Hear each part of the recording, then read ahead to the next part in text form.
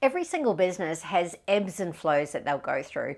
No, there's no business out there that has exactly the same volume and trajectory throughout the year or even throughout seasons as well. So it's really important for you as a handmade artisan to understand what are the ebbs and flows in your business. My name's Lena and I'm the very proud owner of madeit.com.au, and you are here for the Handmade Daily.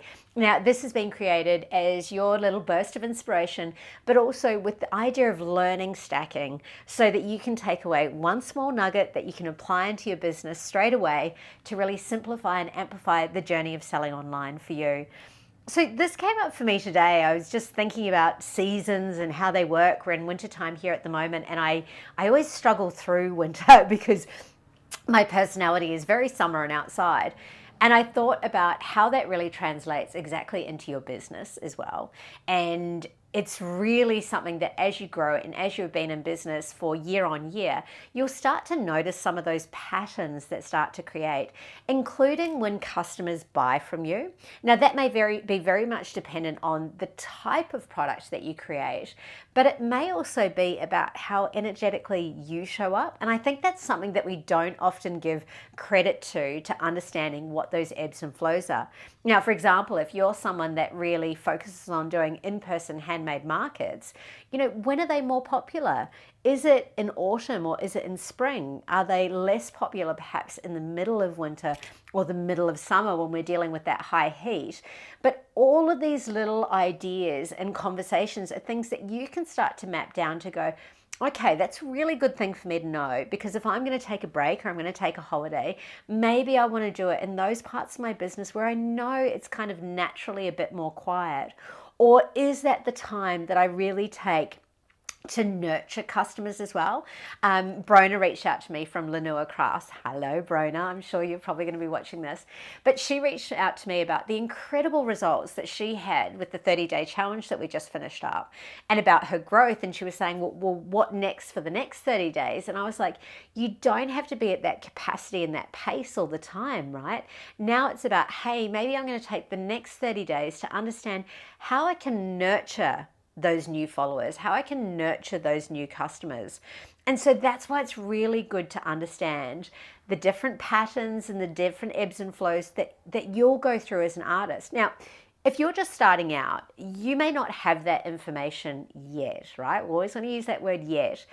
But it's about how could you get that information? Now, one thing that I would say to be wary of is to not always take someone else's insights as gospel.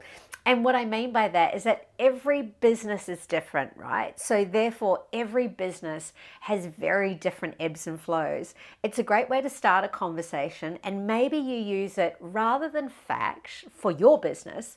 I always like to say it's a way that you can start thinking about it as an hypothesis. So I don't know if I've got the pronunciation right there, but I always use this idea that when I don't know something, I come up with an hypothesis and then that's it, and then I test it. So, you've heard me talk so many times before, and if you haven't, go back and check out the other videos that talk about this, but about really understanding who your customer is, right? And the best way to work out who your customer is to make a few hypotheses first about who you think your customer is, and then you can go out there and test it. So again, if you ask someone who's doing markets in person, if you've got an idea about who your customer avatar is and who it is that you're really selling to, like when was the last time that you tested it? And not like just having a gut feeling about it, even though I'm here for the gut feeling, I'm here for the intuition. But there's also real power in measuring and understanding the metrics as well. So have you written down specifically, hey, I made 5 sales today at the markets. Maybe you made 50 sales at the markets.